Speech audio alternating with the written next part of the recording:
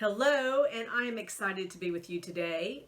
I am going to be sharing with you why you do not need to be stressed working from home.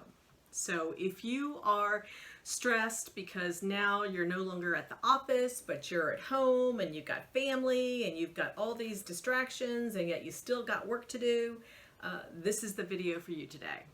I am Dr. Heather Williamson with the Transformation Group, and I am going to share with you today 4 strategies that you can implement immediately that is going to help you actually feel better, less stressed, and have a much better day overall. But I wanted to share with you first, why it's important. And there was a study done by Monkey Survey, and they found that 51% of workers said that they've experienced burnout related to working from home due to COVID-19. And 52% of those workers said that they have no plans to take time off to decompress. So I do not want you to be part of that statistic at all. So right now you need to commit. I am not going to be part of those 2 statistics. I'm not going to be overwhelmed, and I am definitely not going to be the person that doesn't take time off. So now that we have established that, let's move forward. Part of obviously being stressed that people feel is because you're not going to an office every day. You're not having that separation from home and work, and without that, there are some challenges that obviously arise. So I wanted to share with you 4 strategies that will help you in overcoming stress so you are more relaxed, you have more fun, and you feel better about your day.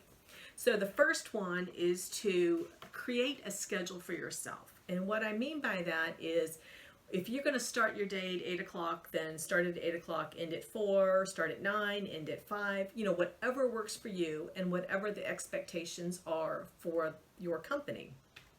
So I remember when I first started my own business, and I started working from home because I'm always on site, so it didn't make sense for me to create another office outside of home. That whenever I was working, it could be 9 o'clock at night, it could be 10 o'clock at night, I would still feel like, oh, I've got to get something done because the office is here. And I learned that I cannot function that way, and a lot of people can't function that way. So I created my time frame where my start time and my end time, I try to make that very consistent as my daily practice. So create a schedule for you for your work hours. Second, take breaks. So I have a dog, and my dog will come to me and actually paw on my leg when she wants to go out. Her name is Hexie. So I would actually say, perfect, no matter, where I am, I finish up what I'm doing real quickly, and then I go outside and either throw the ball, we go for a walk, and she's happy. I get a break away from the mental drain, exhaustion, or whatever it is that I'm working on. And so I feel better when I come in. I'm a little bit more refreshed, especially if you get outside and breathe in some fresh air. So take a break. Third thing is actually take a lunch break as well.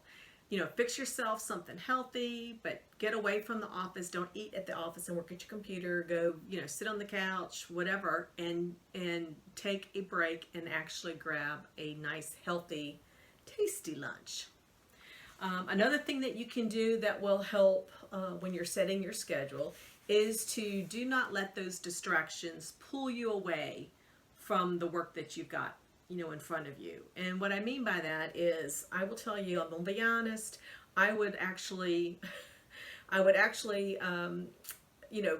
be such a procrastinator in the begining. I would think, oh, I've got laundry to do, let's go look and see what we want to fix for dinner, let me get that menu planned, and I would start my work later and later and later, and then that was one of the reasons why I was working later. So do not do that. Save yourself that agony, and maybe do those tasks that need to be done during the break that you've got, the 10-minute break or 15-minute break, whatever you decide to take. But you need multiple breaks during the day. Think about when you were working in your office, going to the water cooler, going and talking, running by your direct reports desk, whatever. Those things still can be done. They just are done a little bit different when you're working from home. So that is setting your schedule. So another thing that you can do is actually strategy 2 is reward yourself. Reward yourself, and what I mean by that is I want you to think about things that you love doing, things that make you happy, and I want you to schedule those things at the end of your workday. So it could be going to the gym, it could be hanging out with friends, it could be watching a podcast, or you could just be watching me. Whatever it is that makes you happy. For me, like yesterday, I went and I planted our fall garden. I planted 4 rows of vegetables. So that makes me really happy. I enjoy it and I feel really good about it. And that was my reward that makes me happy. So find something that makes you happy. Also, I do not want you to be part of that 52% statistic. So schedule some time off, whether it's a half a day or a full day. Make sure you schedule some time off where you have time to decompress and focus on things that make you happy, whether it's going to the park, going to the beach for the day. We still got a little bit more warm weather ahead of us, so make sure you schedule some time off. So the third strategy that you can implement to relieve stress is learning how to say no with confidence. So saying no is not a bad thing. It's a good thing, because when you are saying yes, if you're a people pleaser or you feel like you can't say yes because in your mind that, I have to say yes, it's expected, that would be a conversation you would have with the person that you feel has those expectations. Also, when it comes to saying no, think about what it is that you can do to be assertive. For example, you can say no in a way that is sharing your reasoning why. It's of not making excuses. It's if you're asked to do something that you feel is not really a strength of yours, then say no, I don't feel comfortable doing this. It's not a strength, and I think somebody else on the team would be better at it. Another strategy for saying no is saying no with the sharing an alternative. So you could say, no, I really can't get to that today, but Thursday or Friday I have a lot more availability, so maybe we can schedule something then. And then the fourth, sorry, I was checking the timer, the thing to make sure it was still running when my light went out. The third way you can actually do that is by saying no without making excuses, but giving a valid reason. And what I mean by that is valid reasons can be like what we're doing right now. So if somebody asks me, hey, I need to actually set up a time to talk today, say, I'm sorry, I am swamped. I have got a video to do. I've got to edit it. I've got to create marketing my piece for it. So I really do not, I'm tied up until 5 o'clock. I don't have time. And that's a valid reason. So those are some easy ways, simple ways that you can say no without being offensive. You're just being assertive and protecting your time so you can get the tasks done that need to get done. All right, and then the fourth strategy is creating an office space. And so what I mean by that is just kind of looking around, my office here. In the beginning, when I first started, it was on, my office was actually on my dining room table. So I would come in and that's what I would see when I walked into the living room. I'd glance over to the right, I would see my laptop, I would see papers, I would see files, and I never really felt like I was separated from it. So I felt like, when I see it, I should be over there at my computer getting some stuff done. And it was exhausting. It was mentally exhausting and physically exhausting as well.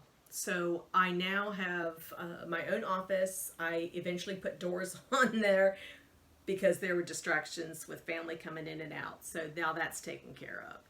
And so now I have that, which is amazing, and I can get work done. So those are the 4 strategies. So just to recap, it is actually being able to set your schedule, strategy 1. 2 is to create be happy, create a reward for yourself. 3 is to say no when appropriate. And 4 is to create an office space. So with that, I would love if you would share some successes or some things that you're going to implement, whether it's one of the strategies or all 4. It's up to you. Tell me what's working. Share with a challenge that you might have with the implementation of them. And I would love to hear from you and find out. And we can talk about that later, maybe on another session, another podcast, or another video. And with that, I would love to hear from you again. And until then, I am excited that you were with me today, and much success. And I know you're going to be an amazing boss implementing these strategies, so you are going to feel less stressed. Thanks, and I will see you until next time. Bye.